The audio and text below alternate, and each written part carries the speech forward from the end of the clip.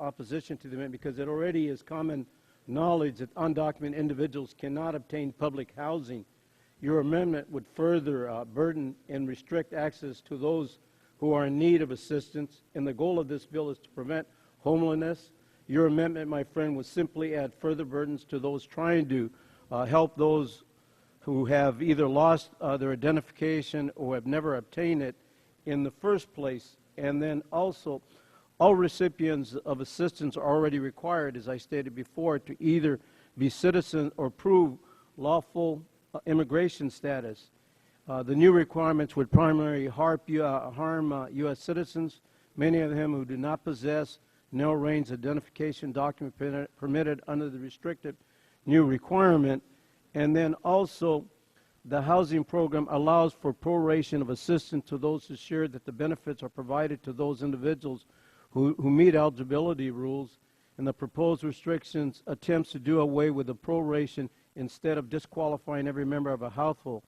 It would be fundamentally unfair and potentially unconstitutional, and I state unconstitutional, to punish individuals who meet all program requirements because they live in the same household as someone who is unwilling or unable to comply with the requirement.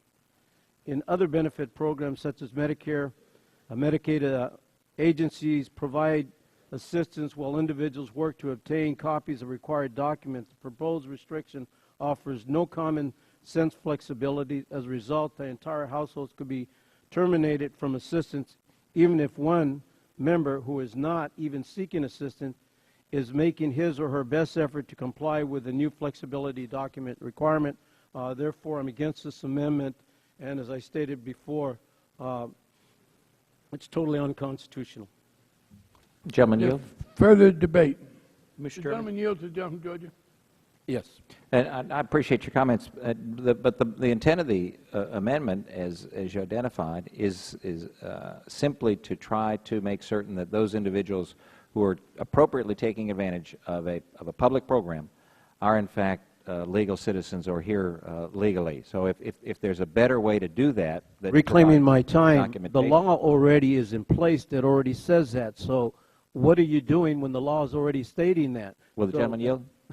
And because I think the law states that the individual must attest that he or she is You'll take legal. back time. It's already in the law already. So what you're doing is you're contradicting yourself because there's already a law that's already in place that says non-undocumented can obtain housing. It's in there. However, undocumented immigrants are already ineligible for housing vouchers. They're not eligible for housing vouchers. Will the gentleman yield for question?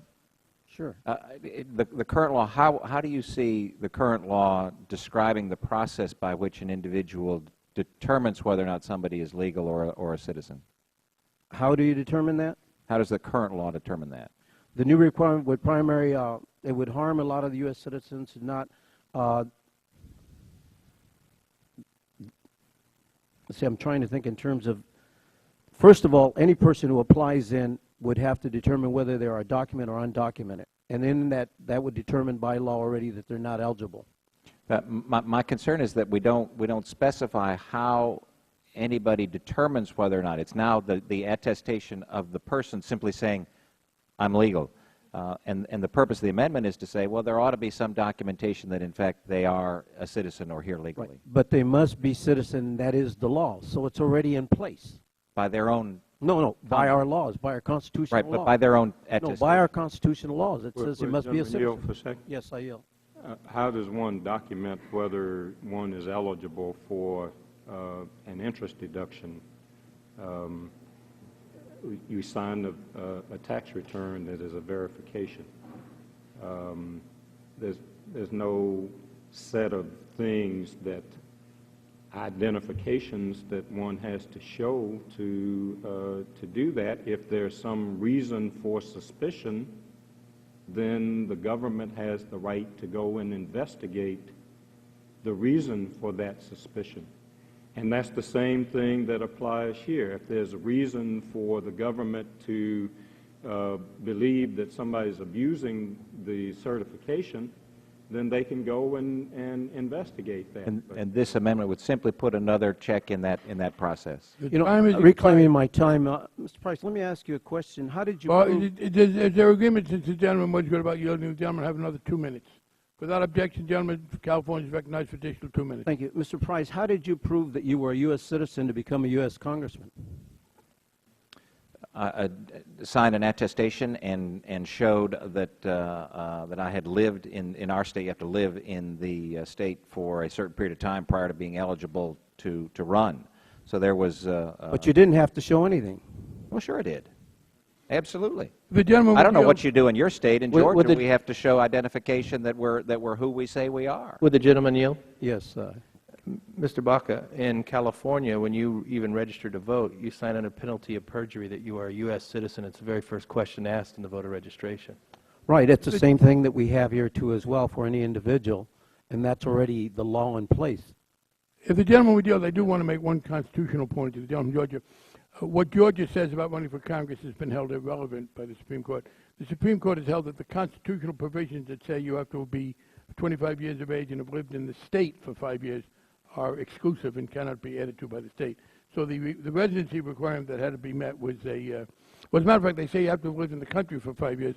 Under the U.S. Constitution, you could move into a state on the day of the election and be eligible for the House of Representatives. I yield back to thank the gentleman for yielding. Is there further debate on the amendment? The gentleman from Texas.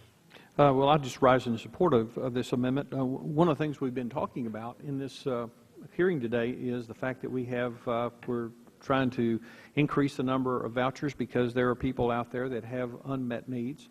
And one of the things we want to make sure of is that the people that are citizens of this country have the ability to use those vouchers and not to let people who are not citizens of this country, that are in this country illegally, almost anywhere, somewhere in someone's day or week, or they have to furnish some kind of identification. I feel like every day, all I'm doing is pulling out some form of identification to either get into an airport or to use a credit card or whatever. And so it bothers me that it's reasonable to ask someone to produce a document that says, yep, I'm an American citizen and I'm entitled to use the benefits that are entitled to being an American citizen. So I support the gentleman's amendment. I would yield to the If gentleman. you yield, can you yield? I would yield Would to you the yield? gentleman from I would just, Massachusetts. to ease the gentleman's troubles, oh, he does have a spouse pin. I was going to suggest he wear a spouse pin. No, it's not a spouse So he wouldn't pin. be It's stopped. a member Or his pin. member pin. Yeah. So you wouldn't be asked for identification so much. I'm sorry. that Well, I we're wish you would doing tell that. some other people. Not everybody knows what that is. Well, we'll have If to the gentleman would yield, that's already part of the law. And everything that you stated, it's already part of the law. And this amendment would further attempt to put families on the street. That's what it also does as well on this amendment. There are two aspects of the amendment. One is that you're already required to be a U.S. citizen in order to obtain housing. So that's the law already. Well, It's already I'm in place. reclaiming my time. I know that the gentleman doesn't think that anybody's trying to throw anybody out on the street, but what we are trying to make sure is that people that are entitled to utilize services that are being made available from the American taxpayers are in fact eligible for those. And I don't think Right, and that's why the law is already in place to make sure that that happens. The question now comes on the amendment offered by the gentleman from Georgia. Those in favor will say aye. Opposed, no. No. The noes have it. The amendment is not agreed to. Ask for a The gentleman recorded from vote, Georgia Mr. asked for a recorded vote. A sufficient number having indicated a recorded vote is ordered. The gentleman from Wisconsin is now recognized for an amendment.